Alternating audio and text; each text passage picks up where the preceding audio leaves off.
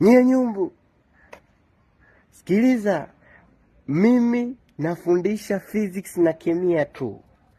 Sifundishi somo jepesi kuliko yote duniani, yani hesabu. Darasa likaguna. Elias Kiombo yupo kutrendi kwenye mitandao ya kijamii.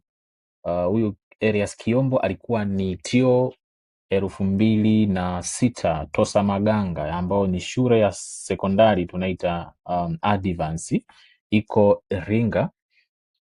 Huyu jamaa alipata 1 ya ngapi ya 1.3. Sasa yupo kutrendi. Sasa nimeona ni kuoneshe hii picha kwamba kweli alikuwa na akili kweli, yaani sio kwamba eti masiala umama atajikaandikwa kwenye kitabu. Katoa mainjinia kibao, madaktari kibao. Yaani kama wewe umesoma kuanzia 2006 kwenda juu, mjui ile Kiombo na PCM PCB juu IGM, hujasoma wewe. Toka hapa unga wewe. Wewe umeenda Mchikidaoni huko, umeenda Mwenge hapo. Wewe mimi nishuhudia. Mwenge pale Mzumbe Moto. Nenda pale na kombe changu cha IGM. Naambiwa. Mambo anamshuhudia, anaingia kufundisha physics, anaingia na chaki tu. Yaani anaingia na chaki tu. Sisi wa IGM tukamwambia mwalimu tufundishe hesabu. Akacheka kwanza akasema nyie nyumbu. Alikuwa anaita nyumbu. Huyu alikuwa anajua hapo, alikuwa na maneno ya shombo. Nyie nyumbu, sikiliza, mimi nafundisha physics na kemia tu. Sifundishi somo jepesi kuliko yote duniani, yani hesabu. Darasa likaguna. Akasema mnabisha, ndio. Unajua. Waona walichukua swali ipo kwenye Tranta. Swali gumu, wanangu wanajua Tranta. Swali gumu. Naambiwa. Kwanza akaliangalia akasema ili swali limetoka kwenye Tranta. Peji namba ngapi? Peji namba fulani. Akasema hajaanza kusolve. Uwezi amini ile swali alilipiga na njia 10. Jibu lile lile, alternative 10, njia 10 tofauti, jibu lile lile. Watu wakanyosha mkono baba kweli. Ila Tranta alipiga njia moja. Yeye alipiga njia ya Tranta, akapiga njia yake, akapiga njia nyingine, akapiga njia nyingine. Njia 10 jibu swali moja. Tukasema basi kweli mwalimu kweli ufundishi somo jepesi. Hesabu anakuambia somo jepesi. Alipata 99. Mwanaume huyo. Kwa leo mimi nataka nidili na aina ya sisi binadamu tulivyo. Kumbuka binadamu sisi tunaishi, yani kama tunaishi kwa unafiki. Naweza nikasema hicho kitu, tunaishi kama kwa unafiki. Watu watakusifikia ukiwa umekufa, wakati jamaa yupo hai. Nadhani aliwekewa zengwe mbalimbali mpaka walimdisqualify chuoni, chuo cha Mlimani pale. Yani uone sisi wa Afrika tulivyo na roho za kuzimu. Naweza kasema tuna roho za kuzimu ambazo hazina, tunaweza kasema kwamba yani hatuna utu.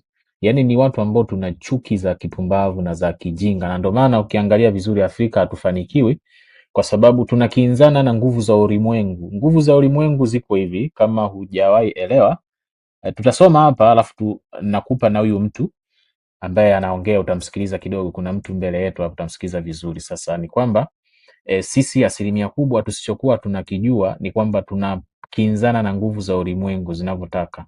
Iko hivi, nguvu za ulimwengu ziko hivi, utajibiwa kwa mema endapo unawawazia wengine mema, lakini kama unawawazia wengine mabaya, manake na wewe utajibiwa kwa mabaya. Ndivyo nguvu za ulimwengu ambazo hatujafundishwa, hatuelewi kanuni ya nguvu za ulimwengu zinavyofanya kazi. Sawa?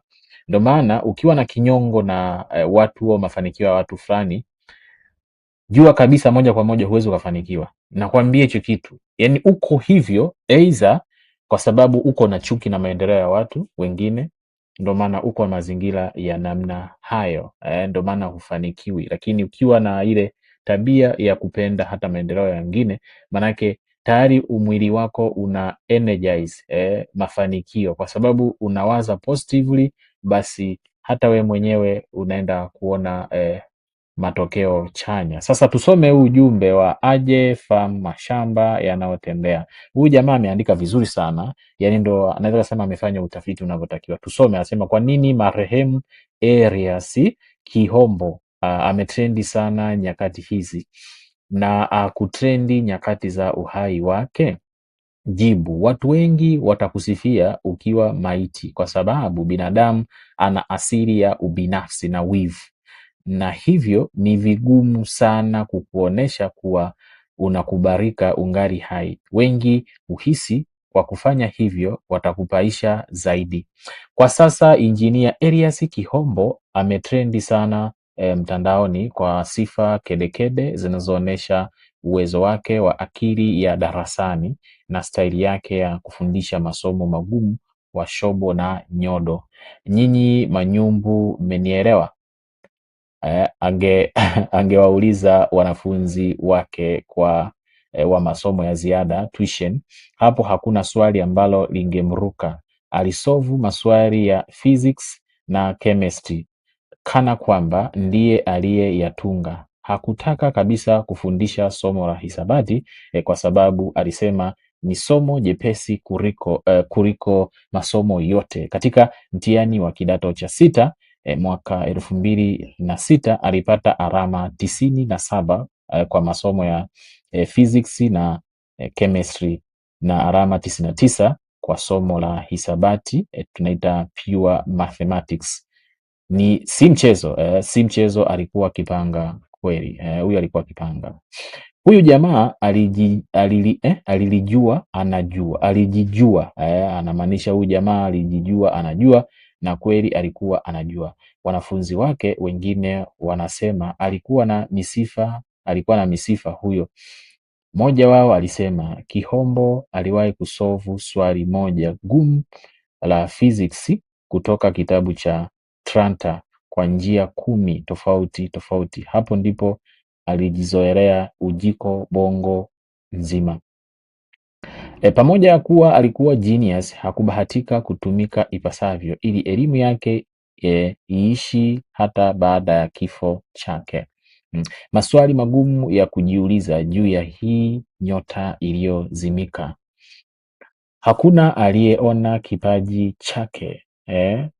Hata walimu wake wa chuo kikuu badala ya kumlea walimfukuzisha chuo ili asiwatishie kwa sifa. Elimu yetu ya Afrika ndiyo ilivyo. Yaani ukiona anayejua zaidi yako unamchukia. Au Injinia Kihombo alikosa akili ya kuishi na jamii, emotional intelligence na social intelligence. Wewe unajifunza nini kutoka kwa historia ya huyu Tanzania 1 wa 2006 ambaye rekodi yake haijawahi kuvunjwa? Tanzania 1 TO, wengine wako wapi? Wengine wapo wapi? Rest in peace, Genius Kihombo. Umetuachia somo, hatuna cha kukudai. Uliishi maisha yako, ukatumia kipaji chako, hakuna aliyekitambua hadi ulipotutoka. Ameweka na emoji ya kulia. Itaendelea ushuhuda wangu. Cha kuzingatia, manake NB not below. Kama unakubali kwa talanta ya uandishi, nipatie maua yangu. Nipatie maua yangu ningali hai. Follow, like and share makala hii na wengine. Sasa hapa huyu anaona kama ameandika vizuri, basi tumpatie kufollow pamoja na kulike na nili yake hapo, au jiunge kwenye mafunzo rasmi rasmi kupitia grupu la WhatsApp ya chuo kikuu cha mtaani Kitivo cha misukosuko kwa kutuma maombi yako kwa WhatsApp. Hii hapa ameweka namba yake. Aje Farmer, daktari mkulima. Mimi nimeona nimtumie huyu mtu kwa sababu ana biashara zake ambazo anazifanya. Kwa na mimi nimeona nimpromote kwa namna hiyo. Mimi huwa niseme tu kweli, mimi huwa nawaza positively.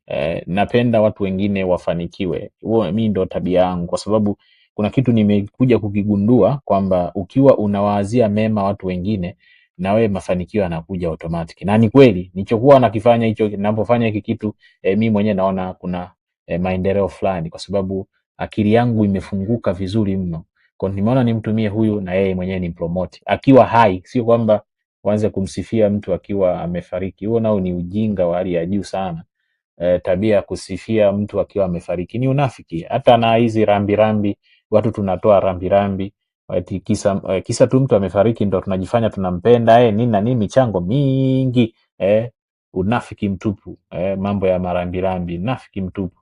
Ila mtu akiwa hata yuko hoi hospitalini, hata senti 10 uwezo kampa, ilo unasubiri akifa ndo unajifanya alikuwa mtu wako wa karibu, unajitangaza na kujitangaza msibani. Yani Afrika hii ngozi ya ajabu sana, yani na kila kitu ina maliasili ya kutosha, lakini ni ngozi yenye roho mbaya kuwahi kutokea kwa kweli, hii ngozi nyeusi. Kwa hiyo nimejaribu tu kunanilia hapa kukuonesha kinacho trendi kwenye mtandao kwa sasa hivi. Hiki ndo kinacho trendi kwenye mtandao kwa sasa hivi. Hebu sasa tumsikilize huyu jamaa. Huyu nayo ni shuhuda. Huyu ni shuhuda wa kitu ambacho nilikuwa nimemstopisha kidogo hapo, lakini huyu ni shuhuda ambaye alishuhudia Elias Kiombo alichokuwa anakifanya. Mimi mwenyewe nimewahi kumuona kabisa Elias Kiombo. Mimi mwenyewe kwa macho physically nikiwa Tosa Maganga. Sawa? Nilimuona physically kabisa. Nimeona physically jamaa kwa kweli ndio hivyo, ndo tunaita ni karakta ya kwake. Kwa hiyo tutambue watu karakta zao zikoje. Saizi yetu tunamsifia wakati amefariki. Huo nao ni unafiki.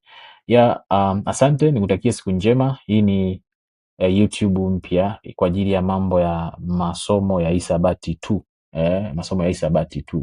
Hebu angalia jamaa alivyopata, ukiona vizuri kwenye hapo kama unavyoona kwenye screen. Jamaa kweli alikuwa akipanga A zote, PCM hiyo A zote amepata. Asante, nikutakie siku njema. Bye.